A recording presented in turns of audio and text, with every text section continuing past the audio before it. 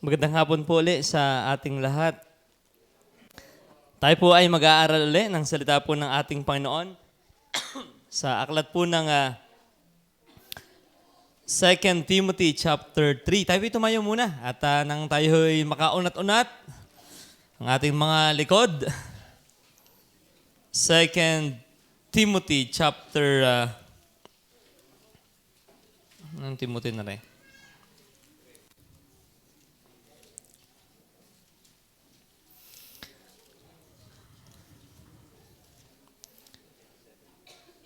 Second Timothy. First Timothy yata yan. Second Timothy, yes. Chapter 3, atin huling basahin ang ating pong text. Chapter 3, verse 16 and 17. Okay, kung nakita na po, ating basahin kung ano man yung salin na daladala diyan. Handa, basa. All scripture is breathed out by God and profitable for teaching, for reproof, for correction, and for training in righteousness, that the man of God may be complete, equipped for every good work. So tayo muna po ay mag-pray. Heavenly Father, magandang hapon po. Salamat sa biyaya na ngayong unang Lunes po ng buwan ng November kami po sama-sama. Tunay na nagpapasalamat kami. Ito po ay hindi namin tinitake for granted, Panginoon, yung mabuhay. Sapagkat may mga kasamahan po kami na nasa bingit ng alanganin ang buhay sa kasalukuyan. Meron pong natuluyan na, pero we thank you, Lord, na kami po ay may biyaya ka pa sa amin, na kami po ay makapag-aral lang yung salita, at ikaw po ay may pangaral pa sa ibang mga tao. Ngayon pong hapon, patawad po muli sa pagmamalabis at pagkukulang, gabayan nyo kami sa pag-aaral, patuloy po kami bigyan ng teachable na spirit upang ang aming natututunan sa tamang panahon na ito'y kailangang magamit ay ipaalala nyo po sa amin, Panginoon. Purihin ka po ngayong hapon sa ngalan ng Panginoong Jesus. Amen. Sige po, makakaupo na po tayo. Tayo po ay bumabagtas na sa huling bahagi po ng mga aralin natin about sa doctrine of the Bible. At tayo po ay nasa talakay na po about sa mga proofs, yung mga patunay na ang Biblia ay salita ng ating Panginoon. So, tapos na nga tayo sa unang 5, no? Okay, so tayo ay nasa number 6. So, kaunti lang recap ng mga unang 5. Ang una ay, it's amazing unity. Number 2 po. Number 2? Indestructibility of the scripture. Number 3, scientific accuracy. Number 4. And number 4? Hindi, parang pang 5 yung prophetical. Historical accuracy. And number 5, yung huli po, ay yung prophetical accuracy. At habang tayo nanonood ng TV, sa nangyayari po sa Middle East ngayon, ay lalo natin nakikita na ang propesya ng Biblia ay lalong lumiliwanag. Umimik na ang Russia. Di kayo we are talking about na kailan kaya magbababag ang dalawa. Umimik na ang Russia na Israel has no right to defend itself. Yan. Yung mga gayong tapo ng salita ay masama sa pakinig ng Israel, sapagkat ang Israel ngayon ay humihiling na tulungan sila na ipagtanggol na they have the right to defend themselves. Pero may nabasa akong news na ang Russia ay medyo nagbabacktrack sa kanilang support sa karapatan ng Israel na ipagtanggol ang kanyang sarili sa nangyayaring issue sa Hamas at sa taas naman sa Hezbollah. So, ang puntos po natin ay pag ako'y nanonood ng news at nagbabasa ng Bible, kumbaga parang nakikita mo yung mga sinasabi ng Panginoon ay utay-utay talagang nagko-connect ang mga dot. So, may nagtanong sa akin na, Kuya Henrik, ngayon na kaya ang time nating ito, ang rapture? We do not know. We do not know yet. Wala namang binabanggit ang Bible na ganyan. But perhaps it can happen in our generation. We do not know when, but perhaps, pwedeng mangyari po yon. Pwede. Pero mali na sabihin mangyayari sa ating generation. Pwedeng mangyari. Okay, so at yan po ay mga hula ng Bible. At marami po yan at marami na lang para talakayin pa po natin. So number 6, Yan. Number 6 na proof po that the Bible is Word of God. Pakibasa nga po ng number 6. Handa, basa. Yan. It's universal influence upon civilization. Tama po yan. Pag kayo nakahawak ng $1 bill, di ka nakalagay doon? Ano nakalagay doon sa perang yon? In God, we trust. So, di pa naman ako nakakahawak ng ganon. Nakakita lang. So, in God we trust. So, anong ating mapapansin dyan? Bagaman yan ay nakasulat lang sa papel na ganyan, nagpapakita po yan na ang Biblia ay napakalaki ng impluensya sa buong daigdig. Meron ba diyang mga sagot? Nandyan, yung universal influence? Wala. Meron. Sige, pakilagay na ng unang influensya sa civilization. Yan. So, pakibasa nga po ng mga ladies ng letter A.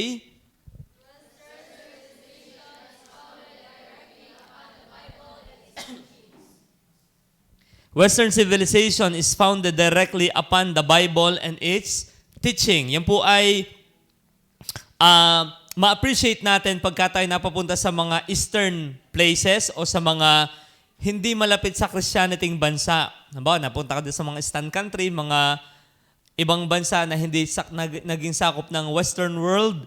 Iba ang kanilang paniniwala. But we thank the Lord na ang Western civilization is founded directly upon the Bible and its teaching. Paano natin sabi?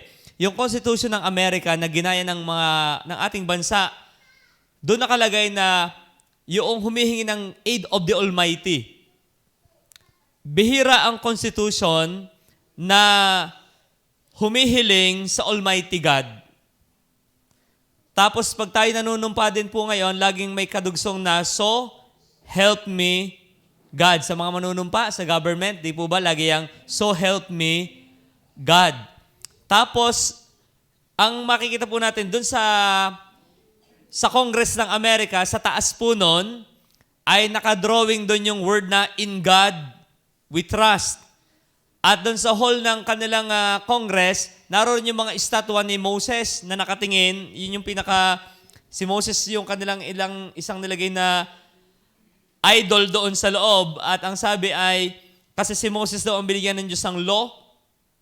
And sila yung mga lawmaker, kaya paalala sa mga lawmaker ng Amerika na ang ating mga ginagawa dapat batas ay naka-incline sa law na binigay ng Diyos through Moses. Kaya po, ayan po ay nakaka-impluensya. Ngayon, ano kang connect niyan sa atin? Ang Pilipinas ay malaki ang impluensya sa atin ng Amerika. Kahit tayo tumanggi. You know, we are speaking English. Mising iniisip ko, ano kaya tayo naging estado ng Amerika? Yung parang Hawaii at Guam. Ano kaya tayo ngayon? Di tayo dollar din. Di ba? Ang Guam at saka Hawaii ay state. Ano kaya kung ang Pilipinas naging state din ng USA? Ay di, state of calamity tayo. Ngayon, so yan, nakalagay sa pera, in God we trust. Sa pera ng USA, in God we trust. Yan po ay may kwento kung bakit napalagay dyan. Yan ay kasagsagan ng time na ang Russia ay communist at ang sabi, there is no God. Yun ang prevalence sa North, sa Russia, at saka sa China, at tinapatan ng Amerika yan. Kaya nilagay nila, in God we trust. Kung kayong mga Marxist at saka communist, don't believe in God, sa Amerika, we trust in God, we trust. Okay, so yun po. At nasusubaybayan ko rin po yung kaunti yung politics ng Amerika. Yung bago nilang speaker ay mukhang Christian. Christian talaga. Si Congressman Mike Johnson. Inyong silipin. Lalo yung mga na-involved sa politics dito na Christian, inyong tingnan yung kanyang mga prinsipyo on how he stands sa mga bagay-bagay. Okay, lalo yung mga narito nating mga nasa politics. So, ang puntos po, ito yung may universal influence sa Western civilization sapagkat si Pablo ay may nakausap dati, di ba, nung siya ay nagkaroon ng heavenly vision sa Macedonia, yung preaching ni Pastor nung Wednesday, na merong Macedonian call. Ano ga ang Macedonia today? Ang Macedonia today ay ang greater part ng Europe. Pag inyo tinignan po ang inyong mga Bible sa likod, yan may mga mapa eh. Yan hindi pang display lang di yan. Pag inyong sinilip po yung inyong mga Biblia sa likod, yan may mga mapa. At pag inyong sinilip yung Macedonia area today, na pinuntahan ni Apostle Paul, yan po ay ang greater part niyan ay ang Europe. Nasa baba. Yung tingnan sa inyong mga Bible, makikita niyo po dyan ay Europe yan eh. So, ibig sabihin, at ang Amerika ay galing Europe, yung nag-influence sa kanila. Nag-mission si na Paul sa Macedonia. Malaki yung area ng Macedonia na naririyan. Binabanggit yan yung Berea, Thessalonica. Yung itong mga area ito, nagpunta sila dyan. At mula dyan, kumalat ang Christianity punta namang Amerika. So, at ang Amerika naman ay nakarating ng Pilipinas, yung connection. So, ibig sabihin po, yung influensya ng Biblia ay kumalat. So, yan po yung number under ng Western civilization ay influenced by the Word. Number 2, na ating makikita po na influensya din ng Biblia, letter B. Pakibasa na ng mga lalaki naman po ng letter B.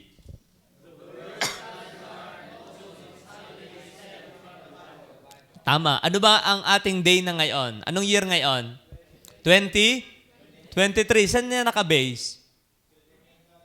AD, di ba? 2023 AD. Anong ibig sabihin ng AD? Anong ibig sabihin ng Anno Domini?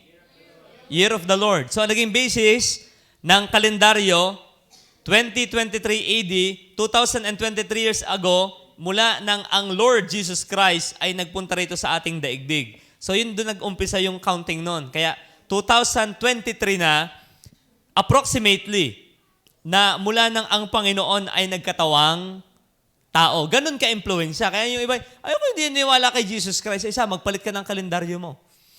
Kasi ang basis ng kalendaryo ay ang pagsilang ng ating Panginoon. Kaya pinaltan po yan ng mga Muslim.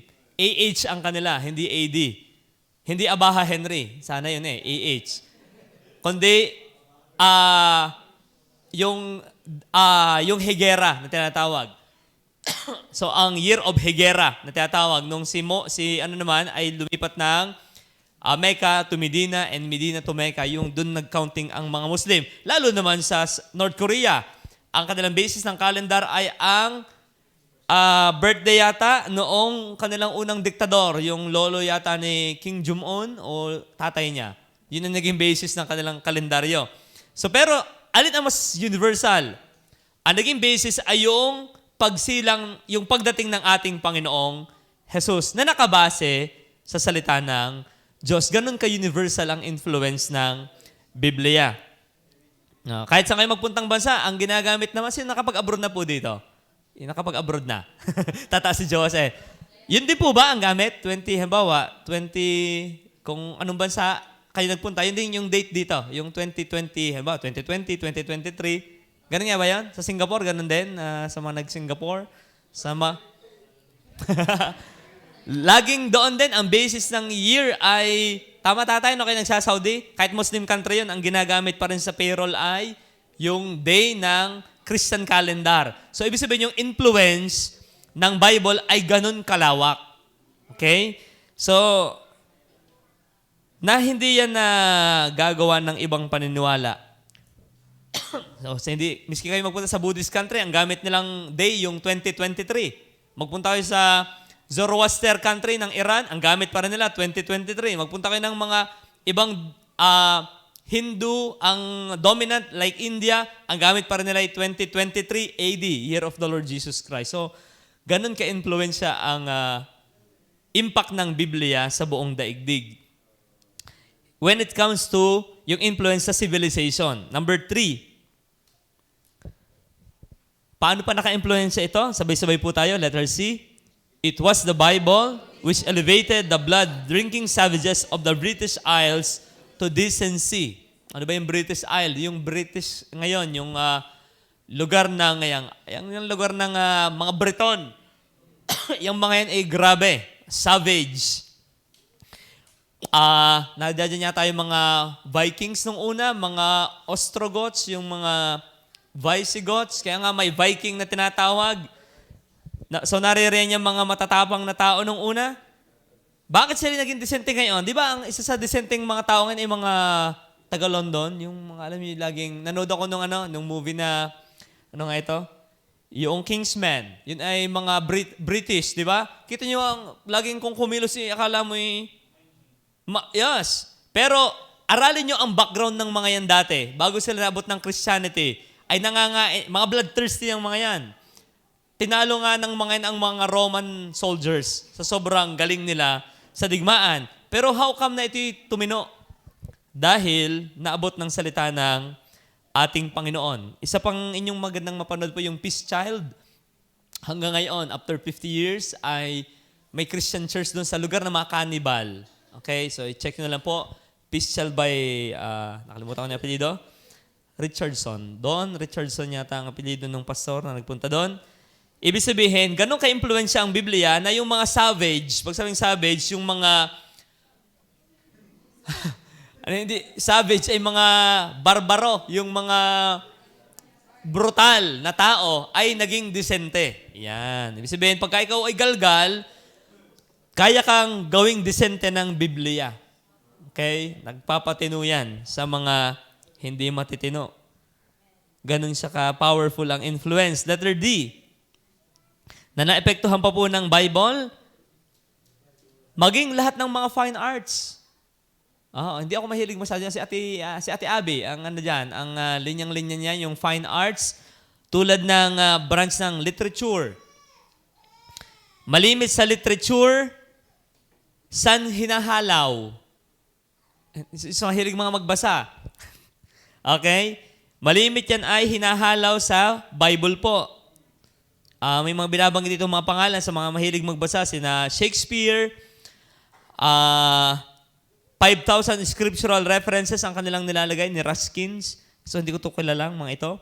Pero sila yung mga writer nung una na ang kinukuha po nila ay mga Bible verses. Sa arts, lalo sa arts, isa sa pinakasikat na ginawa ni Michelangelo, yung Pieta, hango sa kamatayan ng ating Panginoon.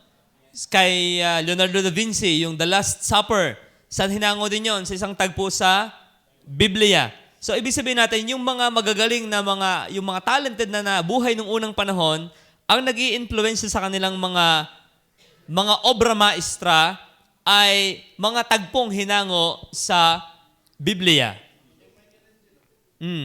May mga pangalan dito binabanggit. Ito yung siguro, kalala ni Sir Jake, sina Leonardo da Vinci, Rembrandt, Raphael, Michelangelo, at saka si Jake Berana. Nakalagay dito ay na-influensyahan din ng Biblia yan.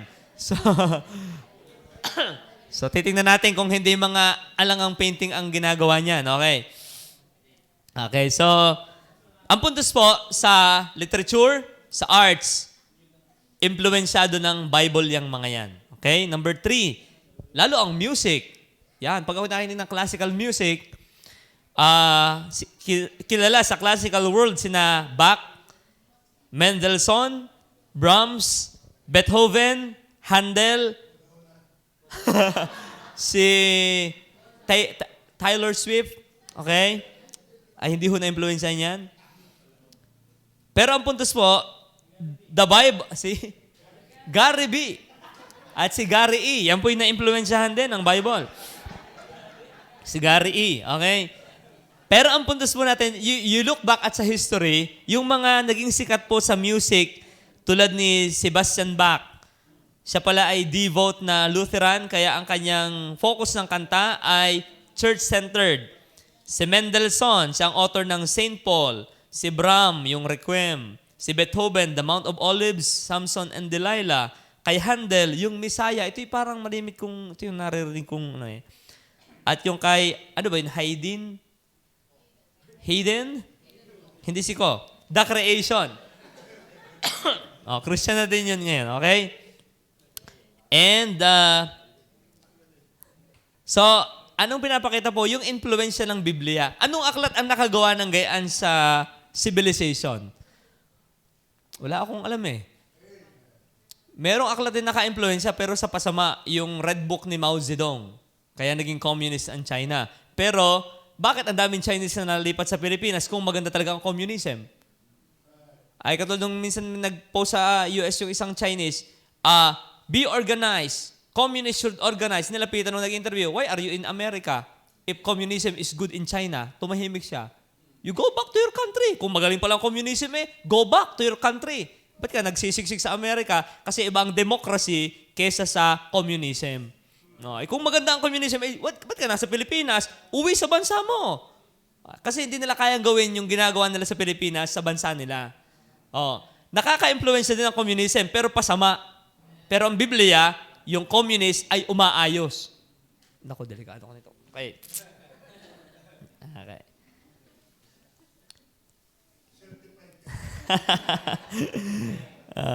Magagalit ang mga pulahan. Okay. Pero yun po yung nakalagay. So, we respect the government, the democracy that we have in the Philippines. So, yan po yung letter E. Yan. Ito pala, nauna pala yung nasa isip ko.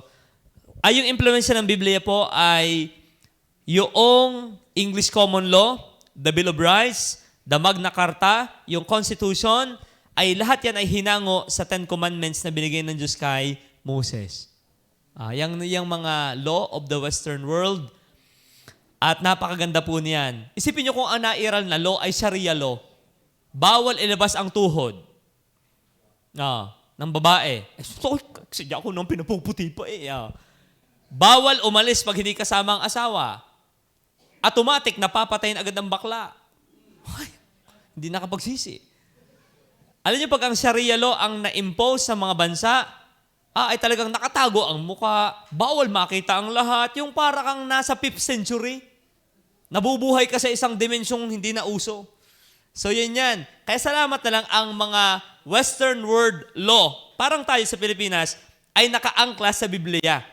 Kung nagkataong yan doon sa Quran na paangkla, patay tayo.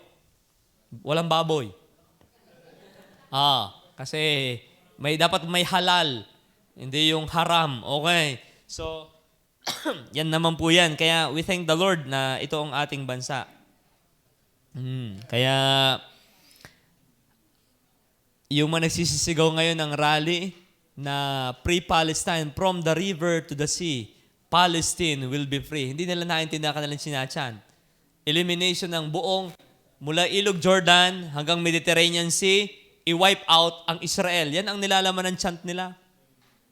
Hindi naman Gaza Strip at West Bank ang gusto ng mga yan. Pero ang puntos natin, ganun ang impluensya ng doktrina nila. They want to kill. Pero ito yung impluensya ng Bible. Masarap mabuhay sa Pilipinas. Democratic ang ating bansa. Sa ibang bansa ka lumipat na hindi tulad na itong ating bansa, sige ka. Ikaw yung magpakalat-kalat doon. Mamamatay ka ng maaga. Totoo po yan. Kaya we need to thank the Lord na na-impluensya ng Biblia ang mga sabihin na nag-colonize sa atin, at least Western world ang nakakolonize sa atin. Kung hindi, ay patay tayo nito. Hindi tayo ay Muslim, ay di maraming asawa na. Yan ang mangyayari dyan. Sabi na rin sayang. Rinig ko din Okay, yun po. Yung number 6, why the Bible is the Word of God. Yung universal influence nito. Yung influence niyang yung pangmalawakan. At bagaman tayo na sa panahong nahina na kumbaga nasa afterthought na ang Bible, pero pag binabalikan mo, yung sa hindsight na lang siya, yung tama pala nga ang Bible, alam mo yung gano'n lang ang comment, tama nga pala ang Bible, tama nga pala. Hindi muna nila inintindi. Bagaman yun yung ating generation today, pero yung past generation, they respect the Bible. Ano bang sinabi ng Biblia? Yun muna ang ating gawin. Ngayon sa ating panahon, pagka nagamit na lahat ng option at pumalpak, let's go back to the Bible. Tama nga pala ang Bible. Yun. Pero nung unang panahon, nire-regard talaga nilang highly ang Biblia. Okay? Number 7 po na makakatulong sa atin to prove yung pagiging truthful ng Biblia. Yung una kanina ay universal influence, number 7. Pakabasa nga po ako number 7. Lahat po tayo. It's care and copy. It's care and copy. Anong ibig sabihin niyang care and copy? Okay, Care Bear? Kape? Mamaya, after ng ating service. No book, letter A, no book in history has been copied as many times with as much care as has been the Word of God. Sige nga, magbigay ka nga sa akin ng book bukod sa Biblia na kinopya ng mas madami at mas maingat kesa alin mang aklat except sa Bible. Well, sa ating panahon, parang hindi natin yun na-appreciate, pero when we look back on kung paano ba nila ginagawa yan dati, nakalagay din ba yan dyan? Yung kung paano nila yan. Tingnan yung mga rule na naririyan. Actually, 7 yan eh. Basahin ko yung iba. Ang susulatan lang ay parchment, skin of clean animal, prepared by Jew only, and fastened to string from clean animals. Yun dapat. Number 2, each column must have no less than 48 or 60 lines. Isang column, dapat ganun lang, bilang na bilang. Number 3, ink must be of no other color than black and had to be prepared according to a special recipe. 4, no word nor letter could be written from memory. The scribe must have an authentic copy before him. He had to read and pronounce aloud each word before writing it. Kaya mahalaga rin yung mga skriba nung una. Halimbawa, maglilipat ka ng salin, ikokopya mo ito din eh. Hindi pa rin, ano nga ang sinabi ni Moses? Hindi ganon. Meron silang kopya na authentic, tapos bago nila ilipat, babasahin nila ng out loud per word. Bago nila siya isalin. Yung sinasabi ni Jay na sa Comelec na ay mas mautita, yung mas ma-detalye ang mga ginagawa po ng yung mga copier ng Biblia. Tapos, sa number 5, every time na isusulat yung pangalan ng Diyos, ay pupunasan. Tapos kailangan munang maligo bago isulat ang sacred name na Jehovah. Ganun sila, kagalang sa letra ng Biblia. Every time na ang scribe itatapat na sa Yahweh. Yung sabi nga ni Ryan na, Yahweh. Every time, kaya pala dapat araw-araw naliligo. Sa kanila, pag sila magsasalin at dumating na sa word na Yahweh, tigil muna ang pagsusulat ng scribe, maghugas muna ng katawan bago isulat yung word na yung pangalan ng ating Panginoon. At dito rin po, nakalagay na one mistake on a sheet, yung sa condemn the sheet. If 3 mistakes were found on any page, the entire manuscript was condemned. Ganun sila kahigpit. Pag sa isang ganari nagkamali ng isa sa sinusulat, ano na yan? Reject. Pag may 3 mali sa ganari kakapal na manuscript, totally itapon na yan. May mali dyan. Ganun sila kabantay na bantay. Kaya sabi ng Panginoon, bawat tuldok at kuwit ng salita, yun ay gwardya ng Diyos sa kanyang salita na bawal kang magdadagdag o magbabawas.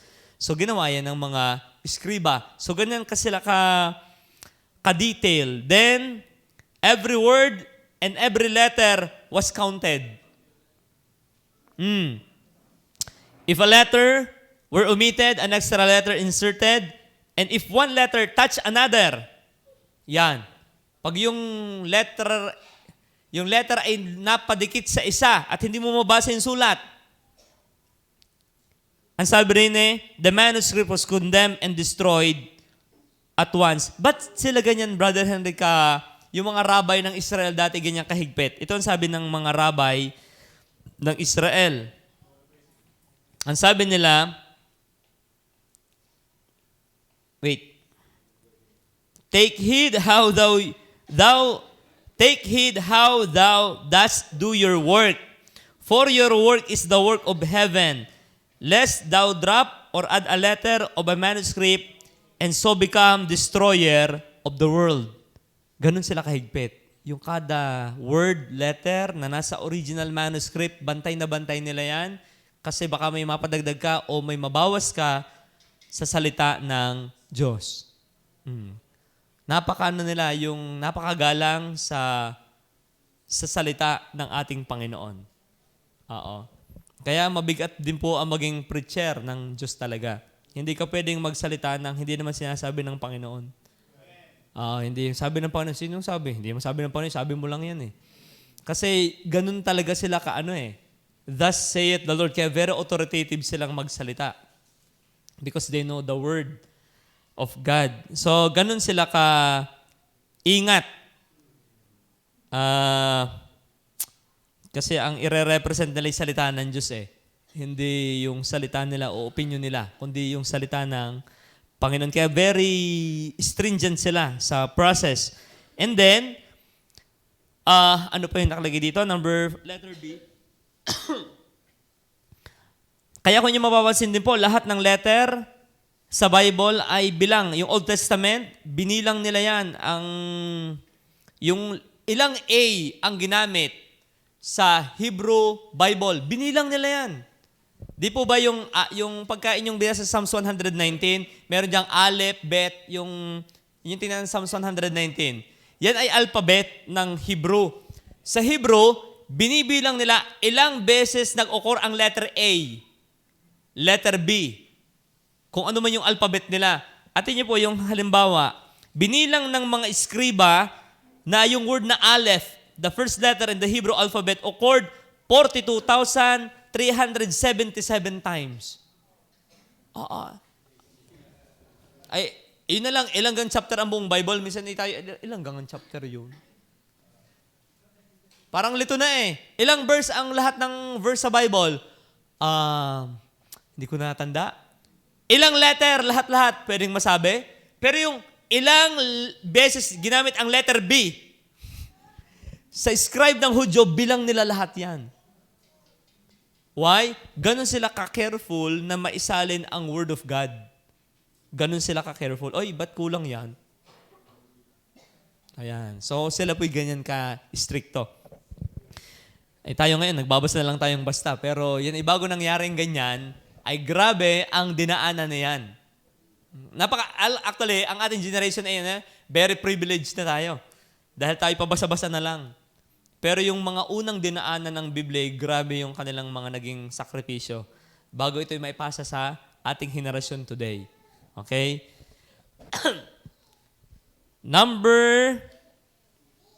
Letter B. Ngayon, bakit po ba mahalaga yan? Parang hindi man, sa Biblia kasi, letter B, meron tayong 5,000 ancient Greek manuscript ng New Testament ngayon. Okay? We have 5,000 ancient Greek manuscripts of the New Testament. Does it matter, Brother Henry?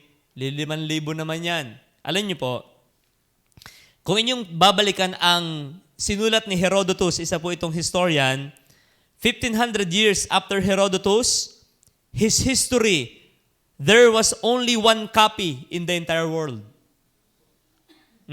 Si Herodotus gumawa ng libro. After 1,500 years, isa na lang kopya ang natitira sa kanyang libro. Si Plato, yung pong kaibigan ni Platito, 1,200 years after Plato write his classic, there was only one manuscript na meron tayo. Today, there exists but a few manuscripts of Sophocles, Euripides, Virgil, and Cicero. Ito po yung mga kilalang mga writer noong unang panahon. Ilan ang kopya nilang natitira? Isa. Ilang kopya pa ng Ancient Greek New Testament ang meron tayo? 5,000. Ganun katindi yung ginawa ng ating mga unang kasamahan para lang maipadala sa ating panahong ito yung kopya ng salita ng Panginoon. Kaya pag nagkita tayo ng mga yan sa langit, ay ating mayayakap yung mga yan. Salamat. Baka naman tayo masisi, pinabayaan nyo yung aming iningatan. So, wag naman. Kundi may pasa pa rin natin sa susunod na henerasyon yung ating pananampalataya. So, yun po yung number 7, yung care and copy nito. Kaya nakakatuwa po na meron pa tayong mga kopya ng mga ancient manuscript ng ating Biblia. At hindi iisa, 5,000. Ibig sabihin, ganyang kadami yung references natin na authentic ang Bible na meron tayo today. Okay, so yun po, number 6 ay, ano kayo kanina? Yung universal influence, number 2. Itong number 7 ay yung care and copy, number 8. It's amazing circulation. Yan. It's amazing circulation. Okay? Hanggang ngayon naman po, ang Bible ang top 1 pa rin. Ang alam ko, di ba na, correct me if I'm wrong, na ang Bible pa rin ang most printed book sa Guinness Book of Record at siya rin yung most unread book din. Okay? Ang Bible po ang pinakamaraming kopyang aklat sa buong mundo kumpara sa ibang mga libro. Okay? Na naimprinta ng tao. So, yung pong tinatawag na amazing circulation. Yan. So, anong ibig sabihin nito? Anong connected to sa ating pag-aaralan? Only 1/2 of 1% of all books survive 7 years. Pagka nag-publish ka ng libro, okay, halimbawa, ikaw ay writer ng libro, after 7 years, 1/2 na lang of 1%, 0.5% na lang ang magso-survive in 7 years. Ibig sabihin, after 7 years, anong libro yun? Hindi natin alam. Okay? Anong pamilyar na libro pa ninyo? Yung Purpose-Driven Life. Pero halimbawa, yung sinulat ni Babong na bakit nagtatay ang ballpen. So, nabasa niyo na ba yun? Bakit baligtad bumasa ang Pilipino? Ang alamat ng gubat. So, hindi na alam nung iba yon kasi matagal nang nailimbag. Biyag ni Lamang. Ang alamat ni Hello Kitty na sinulat ni Kuya Ambet, alam niyo pa yon? Hindi niyo na alam yon. Okay? Tingnan niyo po yung circulation ng Bible. 80% of all books are forgotten in 1 year. Sulat ka ng aklat, kaya pala sabi ng Biblia, sa pagsulat ng aklat ay walang katapusan. Bakit? After 1 year, 80% na dyan ay hindi nakilala. Yun na lang thesis, bago nagawa, sa dami ng estudyante, sikat nung nasa defense, pagkatapos, nabenta na ang inyong talino. Hindi niya alam, hindi kayo nabigyan ng share. Okay, nakuha na ng magagaling ang inyong talino at na ipapatent na sa kanilang pangalan, okay? Pero ang punto, 80% doon, kalimot na. Tama ba yon? Pambihira, bago namin na pag-isipan itong, yung title pa lang, ay bago pa naisip, bago pa na dissert at lahat, ay tapos makakalimutan in 1 year. Totoo yun. Wala na. For example, let us imagine that during this year, halimbawa ngayong taong ito, 200 new books are published. Statistics shows that next year only, 40 of those 200 will remain. Halimbawa, may 200. Nagprinta tayo dito, kanya-kanya tayong libro. Next year, 40 na lang doon ang nasa bookstore. Okay? At the end of the 7th year of the original 200, only 1 lonely book will survive. Okay? Malungkot na libro. Nakakalungkot talaga pag mag-isa. Kaya dapat may kasama. Ngayon, ang tanong ay ganare. Anong mga religious book ang tulad ng Biblia? Sino sa inyo may kopya ng Zen Vedas? Meron bang nakakalala sa Egyptian Book of the Dead? Meron kakakalka lang ng isang araw sa Egypt niyan, yung Book of the Dead. In fact, ang daming mga religious that once flourished na nawala na. Living without a trace. Pero, ikumpara niyo sa Biblia. A smallest child today can go to the bookstore and they can pick up Bible. Anong panama nila sa Biblia natin? Wala. Panis. Hindi, totoo lang po. Ako'y natutuwa habang binubuli. Oo nga naman. Kasi ako'y mahilig hong magbasa.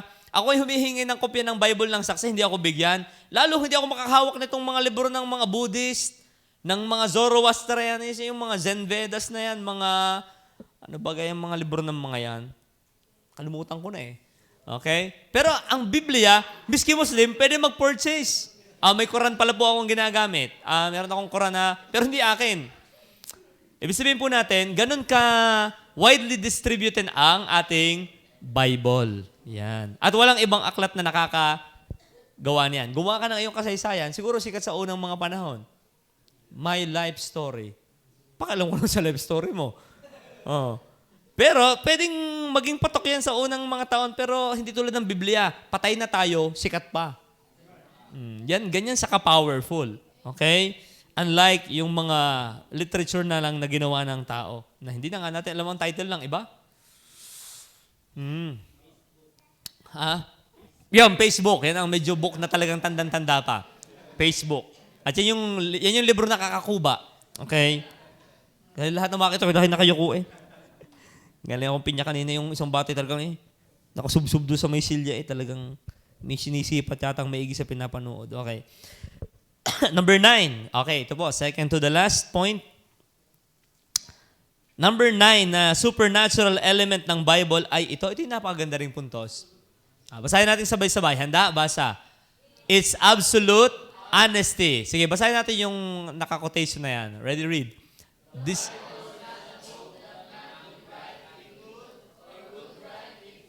Ano daw? Anong ibig sabihin nun? The Bible is not a book that man could write if he would, or would write if he could. Let us analyze. Man could not write the Bible if he would. Why? Even if a man had all the necessary spirituality, he could not know the facts involved in the historical, scientific, and prophetical statements we have previously seen in the Bible. Thus, without God's direction, human authors, naputol. Naputol ang aking sinasabi. Ang gusto lang sabihin dito, misi gusto mo, hindi mo kayang isulat. Sa dami ng information. At kung kaya mo, hindi mo isusulat. Kung gusto mo, hindi mo kayang isulat, sa lawak ng topic ng Biblia. Pambihira mula sa below the sun and above the sun, everything under the sun, tinalakay sa Biblia. Tinalakay sa Biblia, everything above the sun, the Trinity, heavenly body, yung heaven, ay tinalakay mula sa top to bottom. Ano ang ating alam? Kaya, kung ang Biblia kaya nating isulat, ay hindi natin kayang gawin. Kung kaya naman nating gawin, hindi natin gagawin. Bakit? Tingnan po yung kung bakit. Alam niyo ba ang Bible ay absolutely honest na, tingnan. Yes. Nakontra ka no? Letter A. Ano nakalagay dyan? Hindi ba yung letter A? Tingnan po. Bakit ang Bible ay absolutely honest? Pakibasa nga po ako yan. Yeah. Ang Bible ay absolutely honest na aklat. God told us bad things about some of His friends. Okay? Halimbawa, ng kanyang ibinuking ang kanilang kasalanan, si Noah. Yan, si Noah. Hero of faith yan. Pero in-expose ng Diyos na sa kanyang pagbabarik, siya'y naghubad. Surely, a mere human author would not have written all this. Ay kung ako ay writer, ay aking skip. Cut that part. Kasi medyo papangit yung kwento. Nasa Hall of Faith siya, tapos may kwento ng buhay niya na pangit. Let's sanitize the documents. Ating pagandahin yung anggulo. Yan. Parang ayusin natin ang plot. So, hindi ang Diyos ganyan. Kung anong nangyari, yun. Okay? Number 2, na binanggit si David. Lalo si David, the man after God's own heart. At napakalapit nito sa Panginoon. Pero tingnan, sinabi ng Diyos ang kanyang ginawang kalukuhan. Yung kanyang lust, yung kanyang adultery, yung kanyang pagsisinungaling, at yung pagpapatay niya kay Uriah. Dinitalya yan ng Diyos lahat. Sino si David? The man after God's own heart. Ay kung tayo, ang may gayang kalapit sa atin, ibubuking mo ba yan? Hanggat maaari, let's cover it up. Iko-cover up kita kasi kakilala kita. Sa Diyos ay hindi. Ang Diyos ay absolutely honest. Kung anong nangyari sa militar, what you see, what you hear, when you live it here. Yan yung batas namin dati. Kaya sampigahin namin ang mga mukse, walang iimik. Why? What you see, what you hear. When you live it here. Sa Diyos ay hindi. What He see, what He hear. When He write the Bible, He let it be written. Ito ang ginawa mo, David. Isusulat ko yan. Why? The Bible is absolutely honest. But sa Quran, hindi sinabing si Muhammad ay nang-agaw ng asawa ng kanyang anak at nang gagahasa ng mga bata. Bay, sa Biblia, sinabi si Lot ay nanggahasa ng inasawa ng kanyang anak. Kasi kung ano talagang nangyari, ganun ang Diyos magsalita. Kung ano talagang nangyari, sasabihin niya. Regardless na kaibigan ka niya. Ganun siya. Kaya matapang ang Biblia eh. Si Job na lang napakahusay. Binuking din ng Diyos eh. Ikaw ay nagtatali-talinuhan ka sa akin, Job eh. Nasaan ka ba ganung nililikha ko ang lahat? Pero ang ganda ng description ng Diyos sa kanya nung una, walang tulad niya. Pero sa later part, sinabihan ng Diyos, nasaan ka ba ganung ginagawa ko ang lahat? Ba't parang ako'y kine-question mo na? You see? Ang Diyos ay absolutely honest. Kay David, kay Elijah, sinong sisikat na propeta bukod kay Elijah nung Old Testament, nagpapababa ng apoy ng langit. Ay pero binuking ng Diyos na natakot sa babae. Samantala ni Jezebel, kung anong ginawa sa propeta ko, ganyan ang gagawin ko sa iyo. Ay takbo run Elijah, run. At sabi, Lord, patayin mo na lang ako. Na-depress siya dahil sa isang babae. Ay ang ganda ng record niya, kapapaulan lang ng apoy, siya ang ginamit, pero nirecord ng Diyos yung kanyang depressed moment. Kasi ang Bible ay absolutely honest. God tell bad things about His friends. Ngayon, kaya pag nagbabasa ako ng Bible, talagang ang Diyos yan walang ililihim pag gusto niyang sabihin. Kay Peter, lalo si Peter, talagang siya laging tagapagsalita ng Panginoon miskin hindi mo tagapagsalita. Pero sabi ng Panginoon, ikaw you will be offended of me. And umimik na nga si Peter. Binubuking ng Diyos yung kanyang ginawa. Letter B. So, honest ang Biblia. Because of the bad things, ito din. Letter B. Ating basahin po sabay-sabay. Ready? Read. Because of the good things, God writes about some of His enemies. God record bad things about His friends, and He often mentioned good things about His enemies. God literally tell it like it is. Yun ang Diyos. Yun ang Biblia. Ang Bible ay hindi wina-whitewash. Kung ano ang kanyang nangyari, ano ba yung halimbawa nakalagay dyan? Yung good things? Hindi ko na ilagay din binanggit niya rito, kay Esau. Pinakita yung magandang side ni Esau. Niyakap niya si Jacob nung sila nagpangita. Kalaban ng Diyos si Esau. Jacob have I loved, Esau I have hated. And yet, yung magandang ginawa ni Esau na pinatawad ang kanyang kapatid na nang-agaw ng kanyang title as firstborn, nirecord ng Diyos. Kasi kung yun talaga nangyari Ano pa, kay Artaxerxes, ito yung Persia ngayon, yung Iran today. Masamang lahi, pero pinarecord din ng Diyos ang kanyang ginawa sa Nehemiah chapter 2. Na siya nagdeklarang, sige, i-repair niyo ang templo dyan sa Israel. Darius, the Mede, Gamaliel, ito yung teacher ni Paul. Ipinasulat din yung kanyang mga ginamit, yung sinalita. Ang Bible ay honest na aklat. Kung anong nangyari, you tell it like it is. Kaya, nakakatuwang basahin ang salita ng ating Panginoon. Yan po. And yung huli, tapusin natin, para tapos na, ay, meron pa ba yan? C, na honesty, because of the certain doctrine repugnant to the natural mind. Pag sayang repugnant, yung nakakairita sa ating natural na mga pag-iisip.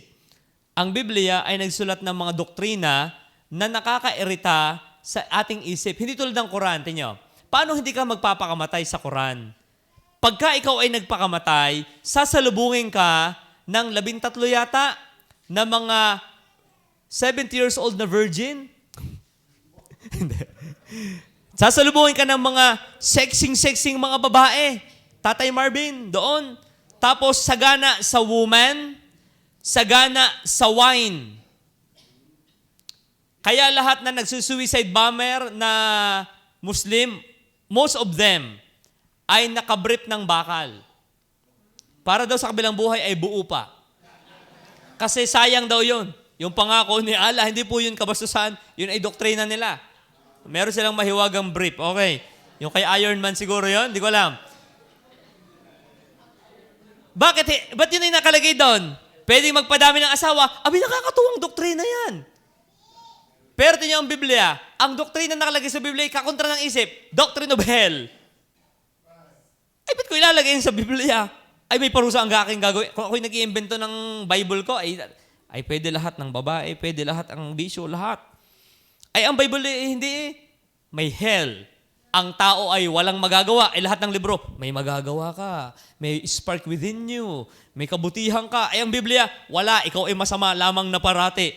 Sakit naman ito. Dapat yung nakakatuwa naman sa puso ko eh. Ang gwapo mo, ang ganda mo. Yung puro pabor sa akin.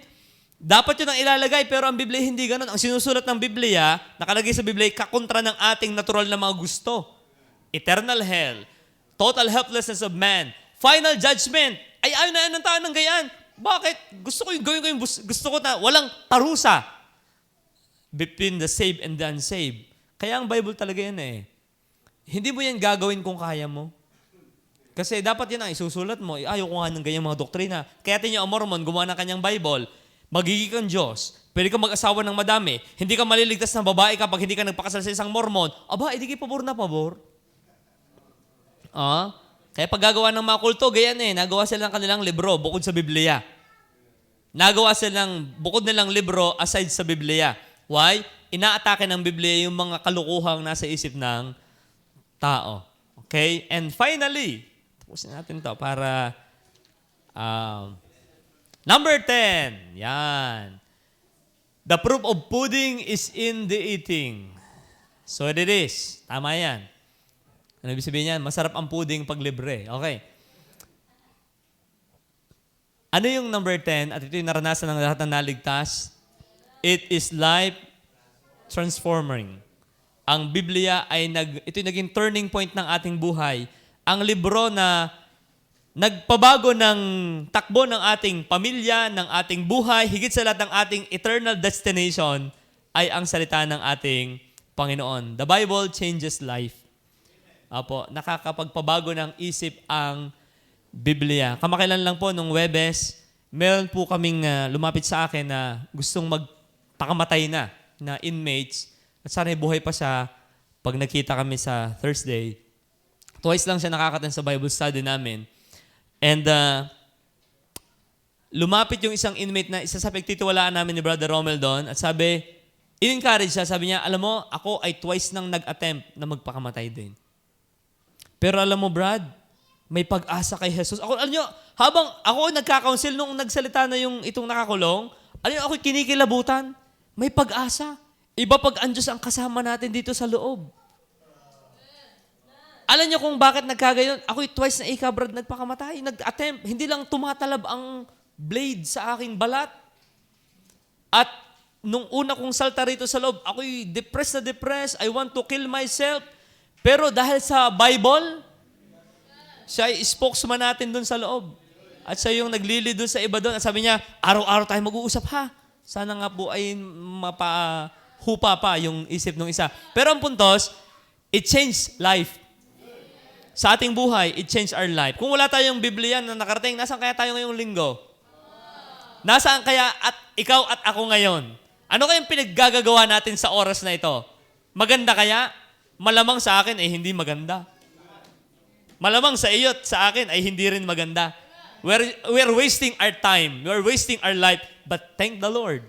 Dahil sa Biblia, God transform our life. Nagkaroon ng meaning. Nagkaroon meaningful ang buhay. Nagkaroon ng direction ng ating buhay. Nagkaroon ng sense why we are here on earth. Ay saan natin nakakuha yan, nakarunungan? Ay di dito, sa salita ng ating Panginoon. Kaya salamat sa Diyos na tayo po may Biblia. It changed our life. Bawat isang tunay na ligtas ay patotoo na ang Biblia ay supernatural. Kasi walang kayang magbago sa atin. Kundi Diyos lang.